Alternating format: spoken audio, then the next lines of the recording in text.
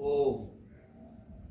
मंच पर विराजमान आदरणीय आचार्य जी, सम्मानित शिक्षक वृंद, हम प्रतिदिन देव यज्ञ के पश्चात उत्तम विचारों का श्रवण कर रहे हैं। विचार मनुष्य के जीवन का निर्माण करते हैं। विचार मनुष्य के जीवन का आधार है। जिस प्रकार के हमारे विचार होते हैं वैसा ही हमारा संसार बनता चला जाता है। शनिवार के दिन हम सब ने आचार्य और शिष्य, छात्र और गुरु का संबंध क्या है इस विषय में चर्चा सुनी। पुरातन काल से ही गुरु का गौरव बहुत उत्तम माना है।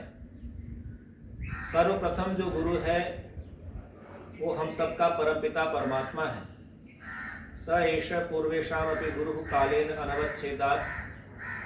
उसके पश्चात ऋषि मुनियों के माध्यम से, हमारे गुरुजनों के माध्यम से हमें जो शिक्षा प्राप्त हुई, उस शिक्षा को हम निरंतर आगे बढ़ाते रहें। आचार्य जब शिष्य का उपनयन संस्कार करता है, यज्ञोपवीत संस्कार करता है, जनेऊ प्रदान करता है, तो उस समय एक प्रक्रिया होती है। बालक की दोनों अंजुली नीचे की ओर बना करके आचार्य अपनी अंजुलियों में पानी भरता है और उस जल को बालक के उस अंजलि में हाथ में छोड़ करके और उसको भूमि पर डलवा देते हैं। इसका तात्पर्य ये है कि गुरु के द्वारा दिया गया ज्ञान छात्र अपने तक सीमित ना रखे, उसको सब तक पहुंचाना है और उस ऋण से उर्ण भी होना है जो गुरु का ऋण है। गुरु का और शिष्य का बहुत गहरा संबंध है। जिस प्रकार से माँ पिता का पुत्र के साथ होता है, ऐसा ही संबंध है। आचार्य, शिक्षक, वर्तमान में जो टीचर, शिक्षक कहलाते हैं, वे अपने छात्रों को, अपने विद्यार्थियों को उत्तम चरित्र की शिक्षा देकर के, व्यावहारिक शिक्षा देकर के और साथ साथ में व्यावसायिक शिक्षा दोनों को प्रदान करके उसके जीवन का निर्माण करते हैं। और जितना निकट, जितनी सहानुभूति के साथ आचार्य बालक के हृदय को जान सकता है, उसके मन मस्तिष्क को जान सकता है, उतना ही जान करके उसके जीवन का विकास कर सकता है। तो इस संबंध को शास्त्रों के माध्यम से पूज्य आचार्य जी ने हमको बतलाया। मैं पुनः निवेदन करता हूँ पूज्य गुरु जी से कि वो हमारा मार्गदर्शन करें। पूज्य गुरु जी। श्री आचार्य नंद किशोर जी, अध्यापक गण, आज हम विचार करेंगे कि विद्यार्थी को शिक्षा प्राप्त करने के लिए अपने अंदर कौन कौन से गुण धारण करने चाहिए। विद्या किन गुणों से प्राप्त होती है, क्या योग्यता होनी चाहिए, क्या क्षमता होनी चाहिए छात्र में, इस पर विचार करेंगे। वेद का एक मंत्र है, ओम उतत्व पश्यन् न ददर्श वाचम् उतत्व शृण्वन् शृणोत्येनाम् उतोत्वस्मै तनुवं विशस्रे जायेव पत्ते उशति सुवासा। वेद भी प्रश्न करता है कि एक छात्र तो ऐसा है कि सामने पुस्तक रखी है, गुरुजी पढ़ा रहे हैं और देखता हुआ भी नहीं देख पा रहा। दूसरा, गुरुजी बता रहे हैं, शिक्षा दे रहे हैं, उतत्व शृण्वन् न शृणोत्येनाम्, सुनता हुआ भी इस विद्या को, शिक्षा को, श्रुत को नहीं सुन पा रहा। उतोत्वस्मै तनुवं विशस्रे, और एक ऐसा है जिसके लिए विद्या अपने स्वरूप को प्रकट कर देती है। जायेव पत्ते उशति सुवासा, जैसे पति पत्नी से, पत्नी पति से निश्चिंत होकर के व्यवहार करती है।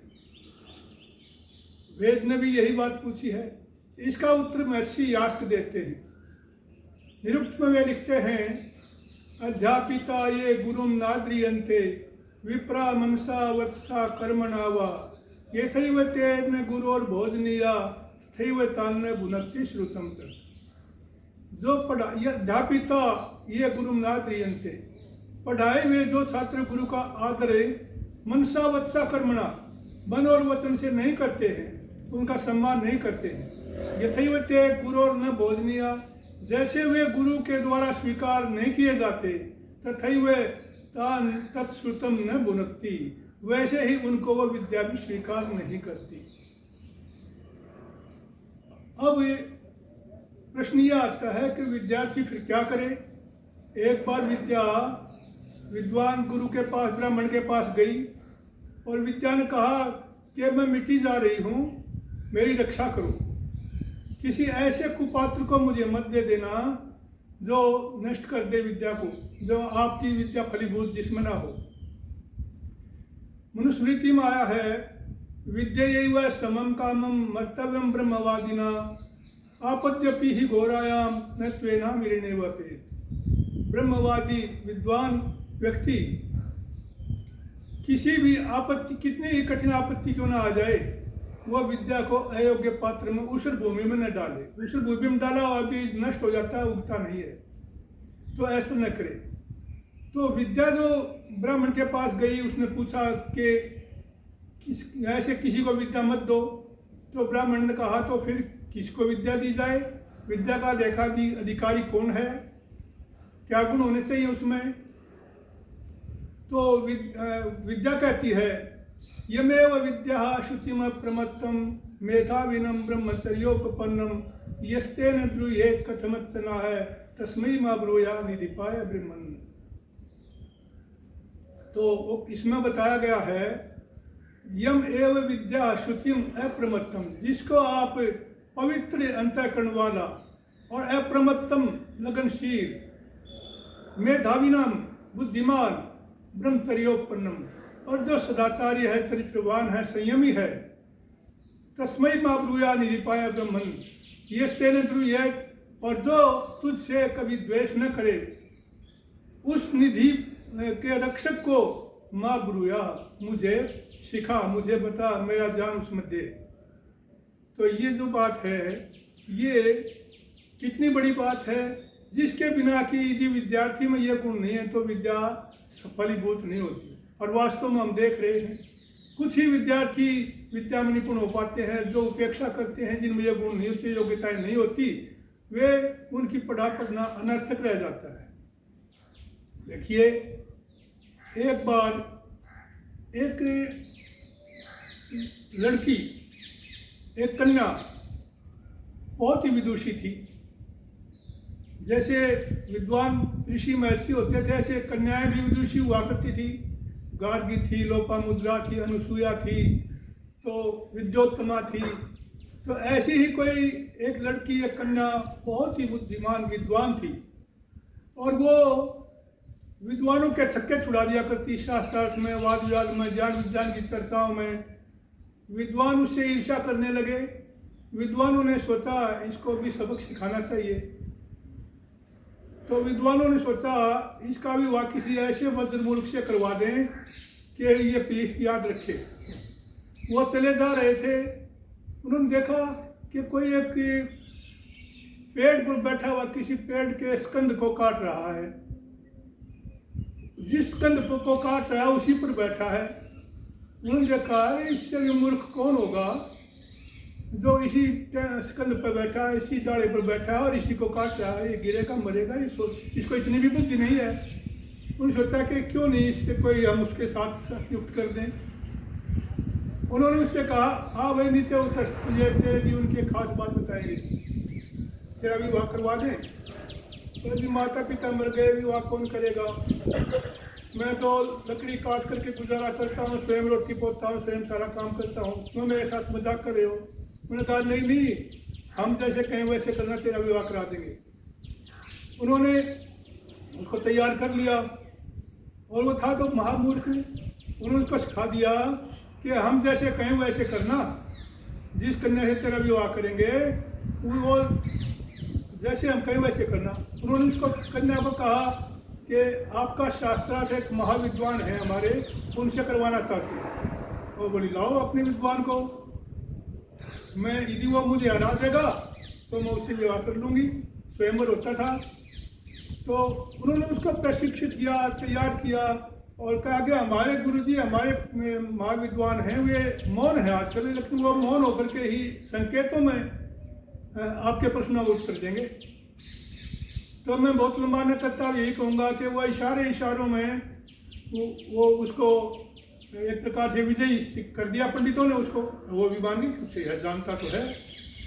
पहले उसने एक उंगली की उस कन्या ने, उन्होंने सोचा ये मुझे उंगली दिखा रही है, वो मूर्ख ने उधर पुट्टू ने उन्हें कहा अच्छा उंगली दिखाती है, 5 थप्पड़ मारूंगा तुझे। तो उसका पंडितों ने उसकी व्याख्या की कि वो कहती है कि ईश्वर एक है। तो जब उसने ऐसे किया तो पंडितों ने उसकी व्याख्या की कि ईश्वर इन 5 तत्वों में विद्यमान रहता है। 5 तत्व है, पृथ्वी जल अग्नि वायु आकाश।